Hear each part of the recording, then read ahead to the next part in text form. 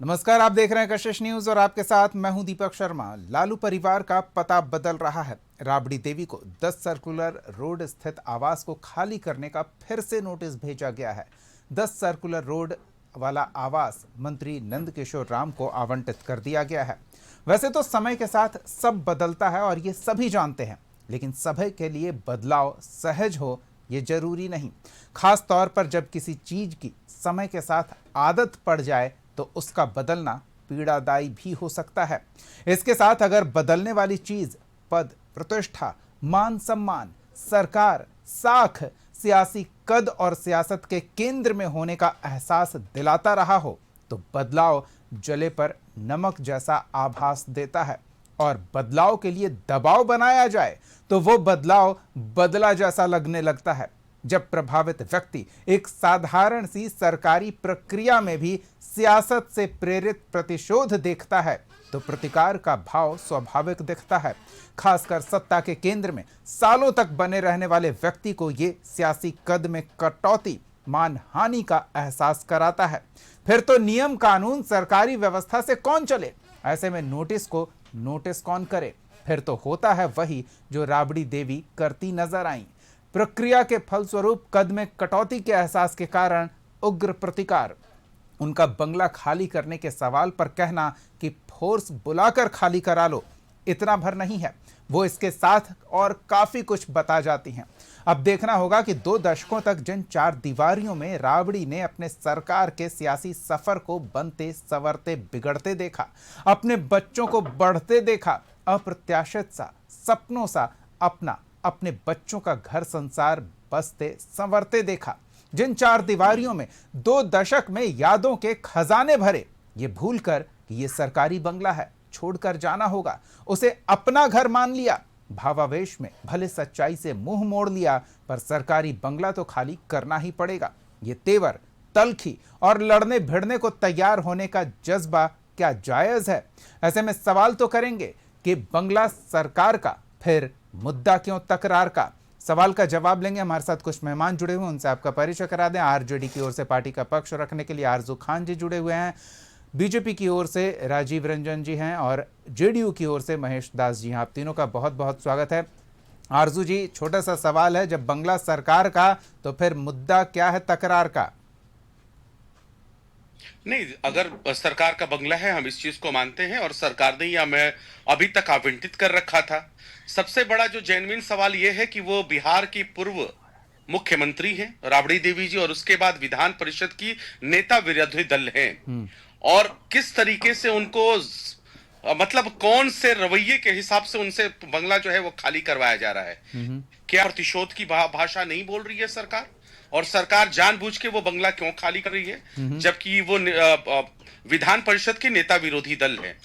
और मैं इसके साथ साथ सवाल ये भी जानना चाहूंगा कि देवेश चंद्र ठाकुर किस हैसियत से उनको बिहार प्रदेश के अंदर, पटना के अंदर जो है बंगले आवंटित थे, किस तरीके से माझी आवंटित थे, किस तरीके से अभी तक संजय झा जी को बंगले आवंटित थे।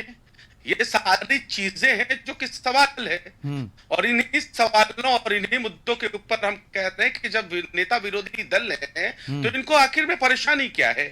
AIS सबमिट जाते हैं तो उनको हरे गमछे से परेशानी हो जाती है, उनको नीट पेपर लीक वालों से परेशानी नहीं होती है। तो ये जो प्रतिशोध की जो भाव, जो नफरत की है, उसके आप जो है बराबर काम नहीं कर रहे हैं। अगर आपके लोगों के साथ भी ऐसा करते और हम ऐसा करते तो हम जरूर आपका स्वागत, लेकिन यहाँ पे विरोधाभास नजर आता है कि आप प्रतिशोध की राजनीति, नफरत की राजनीति, नाराजगी की राजनीति कर रही है और हमको छोटा आप दिखाने का काम कर रही है। चलिए, प्रतिशोध की राजनीति है, प्रतिशोध से प्रेरित ये बंगला खाली करने को लेकर दिया गया नोटिस है।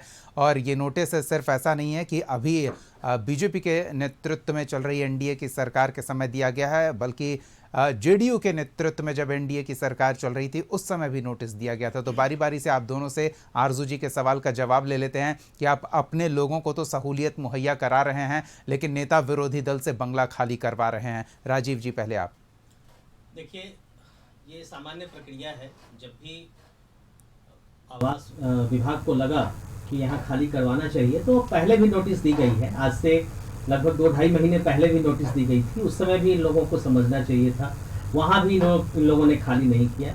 और आपने ठीक कहा कि उस समय माननीय मुख्यमंत्री नीतीश कुमार जी थे, तब भी इनको नोटिस दिया गया था और आज भी इनको नोटिस दिया गया। तो ये नोटिस ये लोग क्यों खेल रहे हैं भाई? सरकार का बंगला है, सरकारी पद पे रहने वाले व्यक्ति को दिया गया था और आपको ऐसा नहीं है कि आपको बाहर किया जा रहा है, आपको एक बेहतर बंगला फिर से अलॉट भी किया जा रहा है। तो आखिर उस बंगले के अंदर क्या रहस्य है कि आप उसको खाली नहीं करना चाहते? आखिर उस बंगले में क्या समाया है? आप ठीक है, आप 15-18 वर्षों से आप वहां पे रह रही हैं, ठीक है, इस चीज को मानते हैं। तो क्या सरकारी ठिकाना आपका अपना हो जाएगा? कोई मुख्यमंत्री अगर 25 साल रह गए, 20 साल रह गए, तो क्या एक अन्य मार्ग जो अब लोक सेवक मार्ग हो गया है, आवास हो गया है, वो उनका हो गया? नहीं होगा।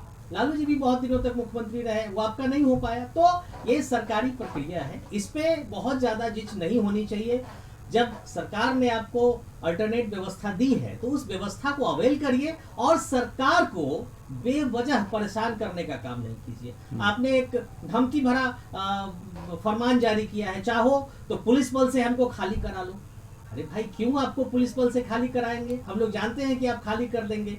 आप खाली कर देंगे और नहीं करेंगे तो आपकी ये मंशा भी पूरी की जाएगी। इसलिए आग्रह है कि सरकार को आराम से काम करने दें। और रही बात मेरे सवाल का जवाब जिनको भी बिल्कुल दूसरा सवाल मैं पूछूंगा आरजू जी, रुकिए जरा।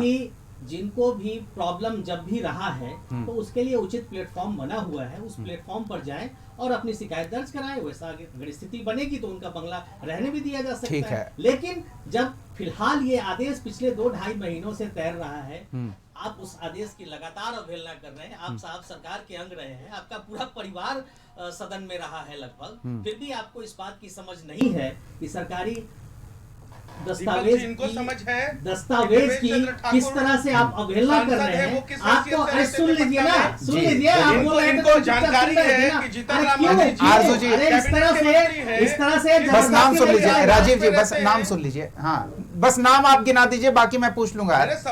मैंने इनका सवाल का जवाब मैंने पूछा, ये दूसरी बातें कर रहे हैं। नहीं, ये मनगढ़ंत बातें कर रहे हैं। नहीं, ये अभी मेरे सवाल का जवाब दे रहे थे, अब आपके सवाल का हम जवाब ले लेते हैं कि आपके अपने सहयोगी हैं, अपने दल के नेता हैं, जो बंगले के लिए वांछित योग्यता है बिहार सरकार के आवासीय विधायकों और मंत्रियों के लिए आवंटित बंगलों को लेकर, वो योग्यता नहीं रखते हैं, फिर भी बंगला उनके नाम पर आवंटित है, ऐसा आरजू जी कह रहे हैं। उसके बारे में क्या कहेंगे? बंगला किनके नाम पर आवंटित है ये मुझे नहीं मालूम है।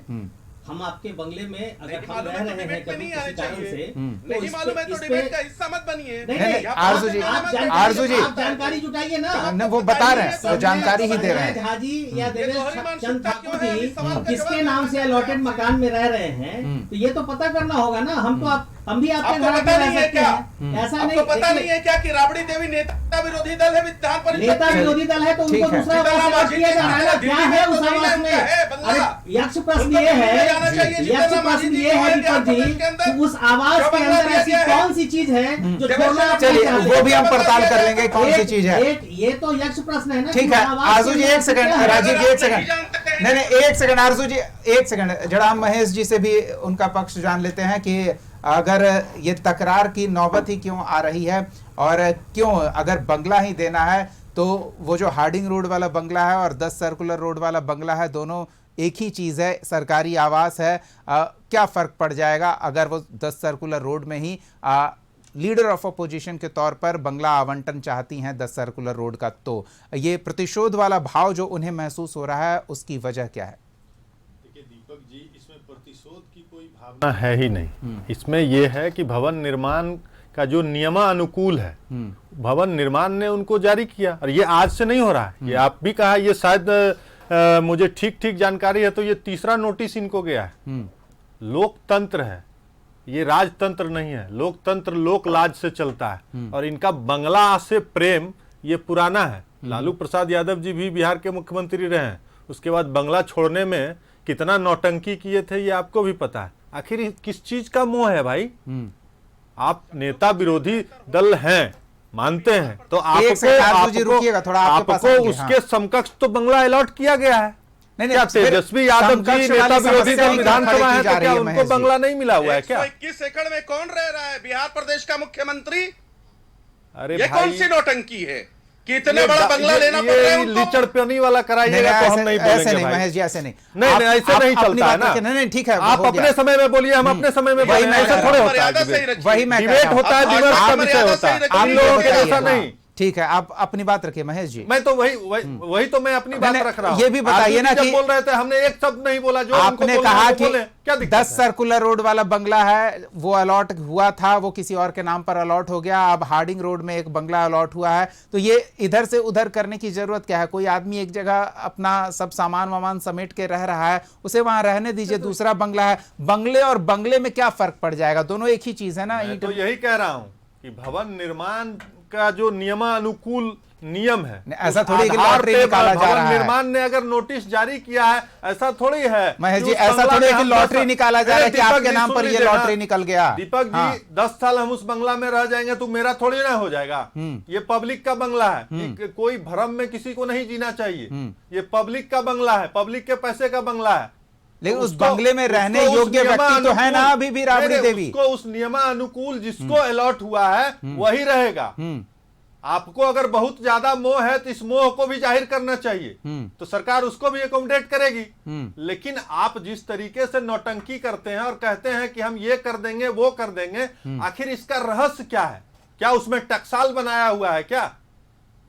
10 नंबर का जो सर्कुलर रोड का बंगला है, उसमें क्या लालू प्रसाद यादव जी पूरा फैमिली के लिए टकसाल बनाए हुए हैं क्या? नहीं, उससे कुछ उपजाऊ हो रहा है क्या? जिद है क्या? राबड़ी देवी वांछित योग्यता नहीं रखती बतौर लीडर ऑफ ऑपोजिशन? एक बंगले की अधिकारी वो भी हैं, तो फिर क्या जबरदस्ती है? क्यों उनके योग्यता के अनुकूल उनको तो बंगला अलॉट किया गया है। क्या तेजस्वी यादव जी विधानसभा में नेता प्रतिपक्ष है, उनको भी तो बंगला अलॉट किया गया है, इनको भी किया जा रहा है। तो इसमें मोह किस चीज की है भाई? हमको तो नहीं समझ में आता है। अगर क्या आपको एक आ रहे हैं आप ही के पास आ रहे हैं, दूसरा सवाल भी आपका ले लेते हैं, तो मेरे सवाल का जवाब दे रहे थे। एक दलित मंत्री नंदकिशोर राम जी के नाम से बंगला अलॉट हो गया, इसीलिए इनको आपत्ति है क्या? चलिए ठीक है, वो हम जवाब ले लेंगे आरजू जी से। पहले आप दूसरे सवाल का जवाब दे दीजिए कि आपके परिचित हैं, आपके दल के हैं, आपके पार्टी के समर्थकों को जो बंगला आवंटित किया गया है, जबकि वो योग्यता नहीं रखते बिहार सरकार के विधायक के तौर पर या बिहार सरकार के मंत्रिमंडल के सदस्य के तौर पर, फिर भी वो बंगलों में रह रहे हैं, तो कैसे रह रहे हैं? उन पर नजर नहीं जा रही है? शायद इनको जानकारी जुटा लेनी चाहिए। मैं आपको स्पष्ट बता देता हूं कि ये जिनका जिनका नाम ले रहे हैं, वो अगर अलाउड नहीं है तो ये हमको सूचना दे। लेकिन वो तो कह रहे हैं कि वो मैं तो कह रहा हूं कि जो जिस नेताओं का इन्होंने नाम लिया है, आप जाके आरटीआई मार के देख लीजिए कि बंगला अलॉट है कि नहीं है, या ऐसा ही कैसे रह रहे हैं। इनको पता चल जाएगा, इनको पता चल जाएगा। तो ये सिर्फ तमाशा बनाना चाहते हैं। राबड़ी देवी जी ने क्या कहा? पुलिस बुला के खाली करवा दीजिए। इतना तमाशा करने की क्या जरूरत है? आपको तो इतना बड़ा महुआ बाग का जमीन है, वहां घर बना ही रहे हैं बड़ा सा। इसका मतलब है कि 10 सर्कुलर में कुछ ना कुछ टकसाल का सर्कुलर में क्या छुपा कर रखे हैं जिसे छोड़कर जाने को मन नहीं कर रहा है? खत्म ही नहीं हो रहा है, इसलिए नहीं खाली करना चाहते हैं। ये पूछ लेते हैं आरजू जी से। जी बताइए आरजू जी। देखिए, ये लोग इतने नौटंकीबाज हैं, ये भवन निर्माण की बात कर रहे हैं। कौन कर रहा है? तो सब देख रहा है, पूरा बिहार देख रहा है। अरे सुन लो यार, अरे तुम सुन लो यार, तो आप हमको तुम सुन लो, तुम चाकरी करो जाके इसका। सुन लो, ठीक है, तुम महेश जी हो गया। हिम्मत खाली करवाओ। आरजू जी बात कीजिए मुद्दे की। सरकार के नियमानुकूल खाली करना पड़ेगा। तुमको क्या लग रहा है? बपौती है क्या? बपौती है क्या? ये पब्लिक का है, पब्लिक तुमको खाली कराएगी। तुम क्या सोच रहे हो? खलवा लो, करवा लो भाई, एकदम करेगी। तुमको क्या लग रहा है? ठीक है, अरे तुम्हारा है हो गया बिहार प्रदेश में? तुम्हारा क्या है? अरे तुम्हारा क्या है महेश जी? तुम्हारा क्या है? उन्हें बोलने तो बिहार के अहंकार ज्यादा मत पालो। बिहार के जनता ने तो ठिकाना लगा दिया है, अहंकार मत पालो। यहाँ पे बैठ के चलिए बताइए आरजू की मर्यादा का ख्याल रखो। आरजू जी बताइए, जैसा बोलोगे वैसा ही सुनोगे। ठीक है, हाँ आप रखिए। आरजू जी बताइए क्यों नहीं खाली कर रहे बंगला? की बात कर रहे थे ये अभी जिस लेटर की बात कर रहे थे, जिसकी तरफ से आया है जी, ये बताइए कि गृह विभाग की तरफ से वो चीज आई थी क्या? जब इन्होंने कहा कि वो टोटी चुरा ले गए और पंखा चुरा ले गए, एसी चुरा ले गए, स्पष्टीकरण दे पाए क्या? ये इतने बेशर्म और इतने नौटंकीबाज लोग हैं कि झूठ का सिर्फ ये खेती करते हैं। बेशर्मी का और ठीक है, हो गया। बजा रहा है। महेश जी महेश जी, एक सेकंड रुकिए ना, बात तो पूरी सुन नहीं लेते मिला हैं। आपका। ठीक है, आप इनसे पूछिए, ये जो चोरी का हमारे नहीं, ऊपर नहीं, जो चस्पा किए थे, वो आप पूछ रहे हैं ना, वो उसका जवाब हम लेने के लिए अभी नहीं बैठे हुए हैं, वो फिर हम बात कर लेंगे। आप इन्हें कह रहे हैं कि झूठे आरोप लगा रहे थे, चलिए वो सियासी आरोप प्रत्यारोप थे, लेकिन इस बार तो सरकारी कागज पहुंचा है ना, सरकारी कागज पहुंचा है, उसमें लिखी बातों का क्यों नहीं पालन कर रहे हैं? पालन इसलिए कर रहे हैं दीपक जी कि विधान परिषद की नेता विरोधी दल है आदरणीय राबड़ी जी, कोई दो राय और नहीं। बिहार प्रदेश के पूर्व मुख्यमंत्री हैं। बिल्कुल। और ये बताए कि देवेश चंद्र ठाकुर जी है या नहीं है। जीतन राम मांझी जी तो कैबिनेट के मंत्री हैं, उसको किन हिसाब से दिया गया? ये तो मना कर रहे हैं ना, कहाँ ऐसा है कुछ? आप आरटीआई कर लीजिए, आप सिर्फ आरोप लगा रहे हैं ना। आप अभी सर्च मारिए, आप अभी सर्च मारिए और देख लीजिए कि झूठ कौन फैला रहा है, भ्रम की राजनीति कौन कर रहा है और प्रतिशोध की राजनीति कौन कर रहा है। इनको क्या वजह है कि आप खाली करवाना चाहते हैं? हम तो सीधा सब है। आरजू जी, मैंने भी साल है तो निकम्मे है क्या? आरजू जी, साल है तो निकम्मे है, जाइए पुलिस से सर्च करवाइए। चलिए ये आपने सही बात कही कि पुलिस से सर्च करा लीजिए, एक सरसरी नजर। मैंने भी आवंटित बंगलों के नाम पर, किन के नाम पर आवंटित है, उस पर एक सरसरी नजर मैंने भी डाली थी। ऐसा कोई नाम दिखा नहीं जिसको लेकर सवाल किया जा सकता है। अगर आपके पास कुछ विशेष जानकारी है तो ठीक है, आपकी जानकारी हम यहाँ दलों के प्रतिनिधि के सामने रखने दे रहे हैं, लेकिन अब आप ये बताइए ना कि जब विकल्प आपको मुहैया कराया जा रहा है, ऐसा तो नहीं है कि आप सरकार का अंग है तो आपको बिना बंगले के छोड़ दिया जा रहा है, सड़क पर किनारे लगाकर। आपको एक बंगला आवंटित किया गया है, सरकार की ओर से नोटिस दिया गया है, फिर उस बंगले में जाने में क्या दिक्कत है?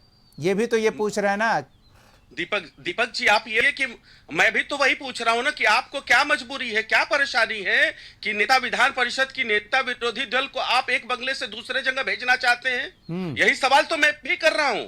ये प्रतिशोध की राजनीति नहीं है तो क्या है? उनको क्यों बार बार वो खाली करवाना चाहते हैं और दूसरे को बार बार कहां चाहते हैं? इन्हीं चीजों पे हमारा विरोधाभास है, इन्हीं चीजों पे हमारा विरोधाभास है कि आपको क्यों वही बंगला खाली करवाना है। वजह और 100 दिन में छिपने की जरूरत नहीं है। 100 दिन में विधायक आवास के हर फ्लैट के बाहर का नेम प्लेट बदल गया है। 100 दिन में ही, 100 दिन में पहले जो आवंटित था अब दूसरे को आवंटित हो गया, पिछली सरकार में जिसे आवंटित था वो दूसरे को आवंटित हो गया, सब बंगला शिफ्ट कर रहे हैं। दीपक जी मैं तो कह रहा हूं साफ तौर पे, और आदरणीय राबड़ी देवी जी ने कहा है, ये सारी बात मैंने रखा। अगर उसके बाद भी आपको लगता है हम खाली नहीं करेंगे तो पुलिस से खाली करवा लीजिए। आप ऐसा नहीं है कि तो आपको रहे ना, आप खाली करवा लीजिए। अच्छा, मैंने आपको शासन है, सत्ता है, हमारा टकसाल देख लीजिए, हमारा धन कुबेर देख लीजिए, सब कुछ देख लीजिए। आपको रोका किसने? अपना नकारापन, निकम्मापन का ठीकरा किसके ऊपर फोड़ना चाहते हैं? दीपक जी नहीं तो फिर वो कह रहे हैं शहीद होने की तैयारी है। हाँ। जनता ने जिस तरह से नकारा और दुत्कारा है आपको, आप पुनः जनता के बीच जाकर के पुनः उनका सेंटीमेंट वापस लेने के लिए ये हरकत कर रहे हैं। राबड़ी जी ने आज स्पष्ट कहा है, चाहे तो पुलिस से हमको खाली करवा लो। अरे भाई क्यों खाली करवा लेंगे? आप नेता प्रतिपक्ष नहीं है, आप मुख्यमंत्री नहीं है देश राज्य की, आपको इतनी समझ नहीं है कि सरकारी फरमान के क्या मायने होते हैं, क्या मतलब होते हैं? नेता विरोधी दल भी है, एक चीज और एडमिट करिए। अरे एडमिट वो तो अभी है, मैंने ये बताया अभी वो है, मैंने ये बताया कि आप ये सब भी एडमिट करिए, पदों पे आप रहे हैं और आपको ये पता नहीं है कि सरकारी कागज के किस तरह से मायने होते हैं। और आप आपके हाथों में किसी ने बेड़ियां नहीं बाल हट पे आप बैठे हैं। अंदर हिम्मत है तो खाली करिए। मैं सरकार को चैलेंज यही तो आप चाह रहे हैं, आप यही चाह रहे हैं। मैं तो मैं कह रहा हूं, आपकी मंशा यही है, नाखून कटा के शहीद होने वाली। इसी मंशा के तहत ये हरकत किया जा रहा है। दल यूनाइटेड शहीद हो गई, भारतीय जनता पार्टी के आरजू जी, मीडिया माइलेज, मीडिया माइलेज और जनता के सेंटिमेंट से जो आपने गवा दिए हैं उनसे जुड़ने का ये एक प्रयास है, इस तरह के आरोप लग रहे हैं। बताइए। ये बताइए दीपक जी, जब टोटी चोरी, नल चोरी का जब हमारे ऊपर इन्होंने एलिगेशन लगाया और आज तक सरकारी दस्तावेज साबित नहीं कर पाए तो कौन ले रहा था मीडिया माइलेज? एलिगेशन गलत साबित हुए ना, ले रहा था। तो अब आप भी वही कर रहे हैं। तो मैं कह रहा हूं गलत नहीं, तो आप उस समय की बात से इनकार नहीं कर रहे, तो आप पर भी लग रहे आरोप सही माने जाएंगे ना कि आप मीडिया में सुर्खियां बटोरने का प्रयास कर रहे हैं इस तरह से। दीपक जी, मैं आपको एक वैलिड चीज बता रहा हूं कि बिहार प्रदेश की पूर्व मुख्यमंत्री और आज की मौजूदा नेता विधान परिषद की नेता विरोधी दल है। आप किस तरीके से जानबूझ के वो खाली करवाना चाहते हैं? नहीं जानबूझ आपने के तो झूठ बोला, नोटंकी फैलाया। जानबूझ के ऐसा थोड़ी है कि अनजाने में एक नोटिस से सरकार के दफ्तर से निकल गया और राबड़ी देवी के आप्त सचिव के पास पहुंच गया। हम अपने स्तर से, अच्छा ये बताइए दीपक जी, अगर हमारे पास लेटर आता है, कोई दस्तावेज आता है, तो हम अपने तरीके से उस पर विचार कर रहे हैं, हम करेंगे। नहीं, तो अगर सरकार को लगता है कि नहीं, इनके साथ 2.5 महीने से हो गए, जबरदस्ती करें जबरदस्ती, ये करें जबरदस्ती। सवाल और जवाब की लंबी फहरिस्त है। हम सामने देंगे, राजीव जी एक सेकंड, आरजू जी, ये सर्कुलर रोड और हार्डिंग रोड में क्या अंतर दिख रहा है? यही चीज तो मैं पूछ रहा हूँ कि हार्डिंग रोड और सर्कुलर रोड में क्या अंतर दिख रहा है कि आप हमको हार्डिंग रोड भेजना चाहते हैं? तो वो तो सरकार का फरमान आना चाहिए। सवाल तो जस्ट मेरा है, वो तो सरकार देख रही है ना। तो मैं भी तो सरकार से फरमान कर रहा हूँ ना, मैं भी तो दीपक जी सरकार से फरमान कर रहा हूँ कि क्या वजह है। सबके बदल गए, विधान परिषद की नेता सबके बदल गए, लेकिन आरजू जी आप उनको हटाना चाहते हैं। सबके बदल गए, आप क्यों नहीं बदलाव के लिए तैयार हैं? हम वैलिड चीजें रख देंगे पटल पे। जिस विभाग का ये मामला है, उस विभाग के सामने हम रख चुके हैं, पहले भी, आज भी रखेंगे, मीडिया के समक्ष भी रखेंगे। अगर उसके बाद भी लगता है कि हम अनलीगल हैं, तो आप करिए कार्रवाई। ठीक है, कुछ लीगल है या इलीगल है तभी कार्रवाई होगी, लेकिन कहा यह जा रहा है कि उनकी ओर से अपना पक्ष रख दिया गया है, फिर भी ये जबरदस्ती प्रतिशोध वाली कार्रवाई के तौर पर प्रोजेक्ट कर रहे हैं आरजेडी के नेता, उनका पक्ष रखते हुए, और ऐसे में सरकार पर सवाल खड़े हो रहे हैं। क्या कहेंगे महेश जी? ये नैतिकता की बात कर रहे हैं, सिद्धांतों की बात कर रहे हैं, अब पद और प्रतिष्ठा की बात कर रहे हैं। अरे सीख लेना चाहिए आदरणीय नीतीश कुमार जी से। उन्होंने मुख्यमंत्री पद को त्यागा तो आप लोग भी गवाह हैं, कितने दिन लगे, 1 सप्ताह भी नहीं लगा, उन्होंने बंगला खाली कर दिया है।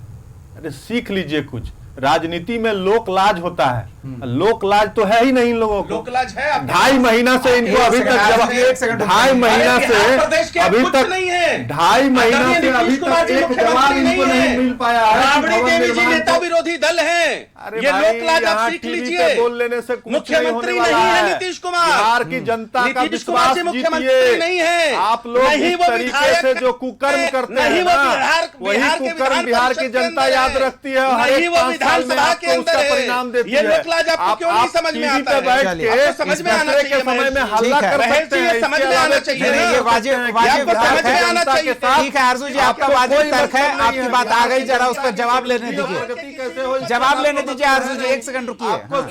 महेश जी बंगला किस आधार पे? राबड़ी देवी जी नेता विरोधी दल ठीक है आरजू जी, आपकी बात आ गई, जवाब तो लेने दीजिए, किस आधार पे बंगला? नीतीश जी आज बिहार में किसी भी पद पर नहीं है। ठीक है, आप जवाब तो लेने दीजिए आरजू जी, रुकिए, जवाब तो लेने दीजिए, जवाब दीजिए महेश जी। निश्चित तौर पे वो पूर्व मुख्यमंत्री है, इस आधार पे तो बंगला नहीं मिलना चाहिए। नहीं, पूर्व मुख्यमंत्रियों को बंगला मिलता था, कोर्ट से हो गया, नहीं मिलता था, ठीक है, लेकिन इसका भी कुछ ना कुछ सरकारी पैमाना होगा, निश्चित तौर पे होगा। लेकिन इन लोगों की जो स्थिति है हमको तो नहीं समझ में आता है। ये बड़ा सिद्धांत की बात करते हैं, पिछड़ों और दलितों के मसीहा कहते हैं लालू प्रसाद यादव जी। एक दलित को बंगला अलॉट हुआ है तो बंगला छोड़ने के लिए नहीं तैयार है। अब बताइए, ये तो स्थिति है इन लोगों की, ये तो स्थिति है इन लोगों की। सियासत में आप कुछ ऐसा कहें कि इस चीज का एडवांटेज नहीं लीजिए, उस चीज का एडवांटेज नहीं लीजिए, वो हर चीज का एडवांटेज लेंगे। जैसे राजीव जी आपको कह रहे हैं कि आप नाखून कटा के शहीद होने का एडवांटेज लेना चाह रहे हैं, बेवजह का मुद्दा तूल देकर मीडिया की सुर्खियां बटोरना चाह रहे हैं, तो आप भी माइलेज ले रहे हैं, ये भी माइलेज क्यों ना लें, ये अलग बात है। राजीव जी कुछ लोग माइलेज लेने की इसमें कहां बात है भाई, उनको अलाउट हुआ है, इनको दूसरा बंगला अलाउट हुआ है, यही तो वो कह रहे हैं, यही तो वो कह रहे हैं, वो बोर्ड बदला है, वो यही कह रहे हैं ना। राजीव जी से जान लेते हैं, राजीव जी उनका यही कहना है कि जब हम एक जगह अपना सामान सरिया कर रह रहे हैं तो फिर वहां से हमें उठाकर दूसरी जगह क्यों आप डालना चाहते हैं, वहीं रहने दीजिए, जब तक हम योग्य हैं उस बंगले के तब तक उस बंगले में ही हमें रहने दीजिए, बस इतना ही तो कहना है। दीपक जी, इकलौते ऐसे व्यक्ति राबड़ी जी का परिवार नहीं है जिनका विस्थापन और पुनर्स्थापन किया जा रहा है। ये इकलौती फैमिली नहीं है, लालू परिवार या राबड़ी देवी जी इकलौती ऐसी सदस्य नहीं हैं जिनके साथ ऐसा हो रहा है। ये आपने देखा है पूरे विधानसभा को सिस्टमाइज किया गया है, जितने भी आवास हैं विधानसभा और विधान परिषद के तमाम को सिस्टमाइज किया गया। अब उस सिस्टम में अगर आपको उसी के समकक्ष कोई दूसरा बंगला मिलता है, अलॉट होता है, वो बंगला भी उसी टाइप का है और सरकार के ऐसे नियम कायदे बने हैं। आप भी जब सरकार में थे तो आपने भी बहुत सारे नियम बनाए होंगे। उस नियम को अगर कोई नहीं माने तो तकलीफ स्वाभाविक है। और एक यक्ष प्रश्न है कि जब जब बंगला खाली कराने की बात होती है तो इस तरह से हल्ला मचता है, इस तरह से लोग चिल्ला मचाते हैं कि आखिर उस प्रश्न मन में कौन उठता है कि आखिर उस बंगले के अंदर है क्या जो खाली करने से इतनी परेशानी है। नहीं, अगर नहीं किया जाए तो आप वाकई फोर्स भेजेंगे? दीपक जी, पुलिस बुलाकर बंगला खाली करवाएंगे? देखिए, ये जो सरकार है किसी भी प्रकार की अवमानना और अवहेलना के खिलाफ है। अगर सरकारी कार्यक्रम में, सरकारी काम में दखल दिया जाएगा तो जो सरकार के तरीके हैं उस तरीके से सरकार काम करेगी और सामने कोई हो, ना हमारी सरकार किसी को फंसाएगी, ना हमारी सरकार किसी को बचाएगी। अगर राबड़ी जी को एक लेटर मिला है, दूसरा लेटर मिला है, तीसरा लेटर मिला है, इसके बावजूद ये खाली नहीं कर रही हैं, इसका ये मतलब है, स्पष्ट मंशा है कि ये सरकार को डिस्टर्ब करना चाहती है। आपको उनकी मंशा दिख रही है, लेकिन उसकी भी प्रक्रिया है। आप नोटिस देते हैं, 15 दिन के बाद अगर बंगला खाली नहीं किया जाता है तो फिर पेनाल्टी किया जाता है, मार्केट रेट से 10 गुना किराया वसूला जाता है, वो उनके वेतन से वसूला जाता है, बिजली पानी का कनेक्शन काट दिया जाता है, सामान जब्त करने का प्रावधान है, FIR करने का प्रावधान है, पेंशन रोकने का प्रावधान है। तो हम क्या मानकर चलें कि ये सरकार अगर दिखावा नहीं कर रही है, सियासी माइलेज नहीं ले रही है, तो नोटिस के बाद अब आगे की प्रक्रिया होगी अगर बंगला खाली नहीं किया जाता है तो? मैंने अभी पिछली पंक्तियों में स्पष्ट कहा आपसे कि सरकार के जो भी तौर तरीके हैं अवमानना के विरुद्ध वो सरकार करेगी और हम लोग निवेदन भी करते हैं और राबड़ी जी को चाहिए भी कि वो सम्मान पूर्वक अपने नए आवास में शिफ्ट करें और वो आवास जिनको भी अलॉट हुआ है उनके लिए छोड़ दें। ये हमारा आग्रह भी है और ऐसा इनको करना भी चाहिए।